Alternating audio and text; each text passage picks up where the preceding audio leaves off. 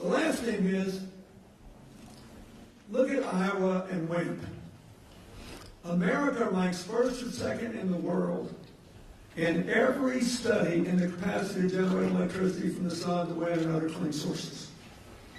In other words, we could lead the world away from the worst dangers of climate change and do really well doing it. There's a reason you got the cheapest electricity in America. But when President Bush was in office, his energy department said that there's enough wind blowing between the North Dakota border with Canada and the West Texas border with Mexico to electrify America many times over. The problem is that with some notable exceptions, in America the wind blows hardest where the people don't live. And with the exception of Florida, Arizona, New Mexico, Nevada, and California, the sun shines brightest and most consistently where the people are not. So if we had a national infrastructure program, it would include a modern electrical grid to take the power from where it's generated to where it can be used in the most efficient way. Then in a few years, we can make electricity virtually free. You want to bring manufacturing back to America? You get the most productive workforce in the world with cheap electricity in the biggest market in the world, so you save all the transportation costs, and you will have more jobs than you can save a stick at. It'll be great. But you got to do these things. Same thing is true. So if you want that, you got to vote for Hillary. The other thing is, I'll give you another example that I think is really important. Investments in science and technology play off big time.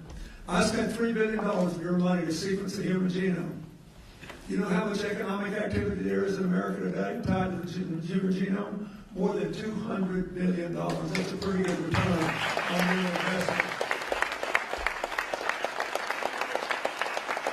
So I spent $500 million of your money to do the first nanotechnology research. And NASA took to it more than any other government agency. So they invited me to go to the easternmost university in Kentucky a few months ago, Morehead State, the base of Appalachia, 50 miles from West Virginia, 42 miles from southwest Ohio, and the heart of Appalachia. Right? The base of coal country where people feel so left out and left behind because Morehead State has a partnership with NASA. And I could not believe my eyes. I went into their nanotechnology program with NASA. There were about 8 graduate students, 6 from the Middle West, and 1 from Ukraine, 1 from Vietnam. There were about 14 or 16 undergraduates. Every single one of them was from Eastern Kentucky, and I didn't meet anybody who was even 20 years old. They were all 18 or 19, all the ones I shook hands with. And they had lined up their nano satellites. They look just like the satellites you see on television. The big communication satellites, those cost $400 million. These cost $1 million and weigh 8 pounds. And they'll do a lot of what the big ones will do and leave less space junk up there. So I saw this young man jamming the nanotechnology in a little box, 1 1/4 cubed. And I said, "What's a box made out of?" And he looked at me in his best hillbilly accent and he said, "Tungsten does real well in outer space." He said, "This one's going up not on a satellite, we're going to put on a rocket and send it to the space station just to see how much stuff this little box will do." And I was about to walk away. And he said, "One more thing, Mr. President. Now keep in mind, this isn't a place where people are angriest about being left out and left behind. This is a place in 2 counties in West Virginia, the number 1 source of male income is a disability check." So I'll get back to that. But he looked at me and he said, one more thing. He said, "Don't let them make fun of Hillary for saying she's going to put up 500 million solar panels. Actually, he said, I think that's a little low." And so I said, "Why do you think that?" 19 years old in the heart of coal country. He said, "Because in a couple of years we'll be making these solar panels with 3D printers too. They'll be just as good as the ones we got. They'll be cheap as dirt. We'll put them everywhere in America, and we'll put them everywhere anywhere in the world, and we'll all be free. Why am I telling you that? He may or may not be right about the details, but he is like a lot of you I see listening to me. You are the future. Anybody that tells you we're doomed to decades of slow growth doesn't know that. It depends on what we do. Anybody who tells you we're doomed to have a bleak future where we're always embroiled in endless religious, tribal, ideological conflicts is not right. It depends on how people think and what we do. Your mind and your heart have much more effect on the future than what you think. You have the power to create. The whole idea of America is that we can make new tomorrows. And you just have to decide whether you believe that. But whenever I get distressed, I think about that guy in Kentucky. I think about the fact that unlike so many people who live in his neighborhood, he does not get up every morning and look in the mirror and feel anger, rage, and resentment because he believes he can make the future better. That's what Hillary wants for all of you. That is the key to the future of America.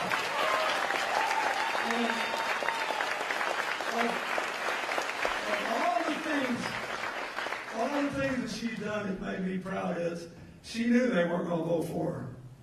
But she still was the first candidate to propose a plan to help revitalize coal country and Indian country and small towns and rural areas all over America and the remaining urban neighborhoods that have not had any good thing happen in the last 15 years. And she did it early in the campaign. And then she looked at me, she said, we don't have a chance in Kentucky, do we? I said, no way. Not Kentucky, West Virginia. I said, I think you will win Kentucky because it's more diverse in the economy. And she did by a little bit. But in West Virginia, like I said, they got 2 counties where the number one source of male income is the disability check. So if somebody comes and says, you know, is Barack Obama and Hillary Clinton believe in climate change and that's what's killing our future, and Bill Clinton's phone in with him, so we voted for him twice, but he ran off and left us. That's what they think.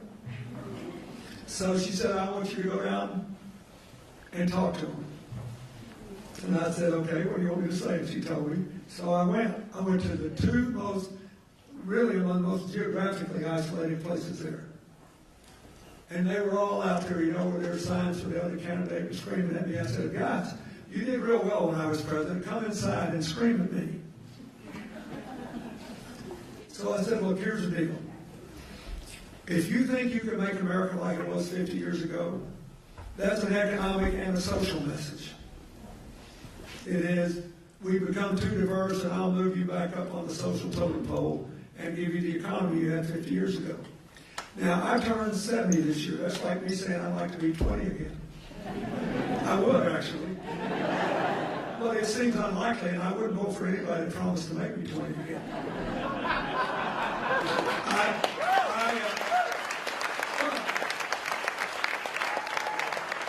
I just kind of like see what's going to happen. I think, you know, we're close to the greatest period of creativity, discovery, and advance in our history if we do the right things. I also think that our diversity is a strength, not a weakness.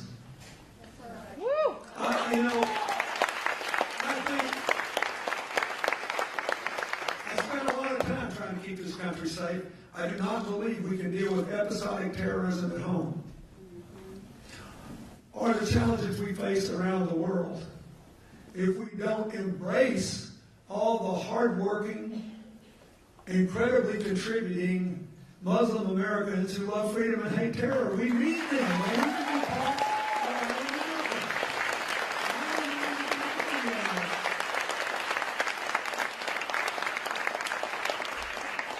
Don't forget, one of the first countries that we established relationships with in the early 9th century, early 18th century, when Thomas Jefferson fought the Barbary pirates who were stealing stuff off American boats, was Tunisia. And We have been down this road a long time. I'm a white Southerner. I remember what it was like when somebody said they were going to make America great again. They basically said, here's your tobacco, here's your shotgun, you're in charge. And I'm not diminishing anybody. A lot of the people who are most ardently in the other camp have forgotten, for example, that coal employment east of the Mississippi peaked 100 years ago, in 1920. Coal production peaked in 1950, east of the Mississippi. The coal mining in Kentucky and Louisiana, in West Virginia and in Virginia and in Ohio and Pennsylvania got in trouble first because the coal was closer to the surface and less environmentally damaging, lower in sulfur in Wyoming. Then there was the natural gas. Now we're concerned about climate change. But the rules that President Obama has promulgated, which I strongly supported, have not yet taken effect. Their gripe with our party should be the gripe Hillary tried to answer. You have let this go on too long without giving us a new path forward so that we don't have to get up every single day and look in the mirror and think all our tomorrows are going to be like yesterday, and we cannot take care of our children and give our children and grandchildren a brighter future in the place we love. That is the future we owe every American, and we can only do it together.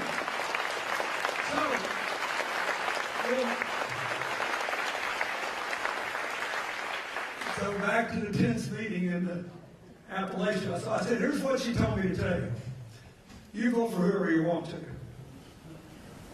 Well, we're not going to get what we had 50 years ago, and we shouldn't. We're a better country today for most people. And our future is bright. And what she wanted me to tell you is no matter who you vote for, if she becomes the president, she's coming back for you, and we're not going to move anybody up or down on the social totem pole. She wants to tear the totem pole down and let us all rise together. And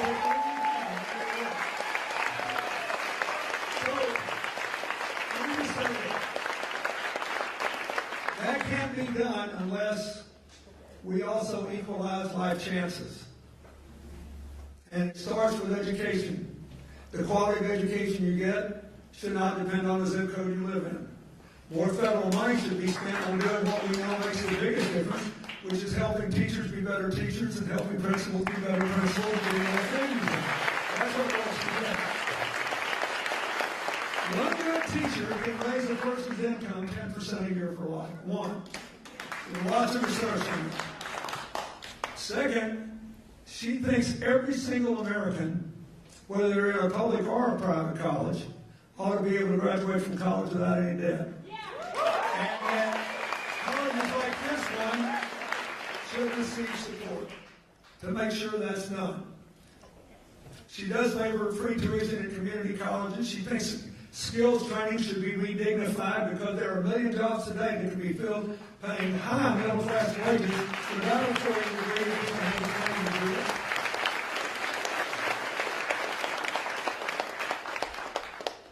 She believes we should make tuition available to people with incomes of under $125,000 a year to go to state institutions, but everybody should be able to get out debt-free. And more to the point, for those of you that already have debt, she's the only person that's offered something for people who have accumulated debt. There are more than 20 million young Americans already who have an average college debt of about $30,000.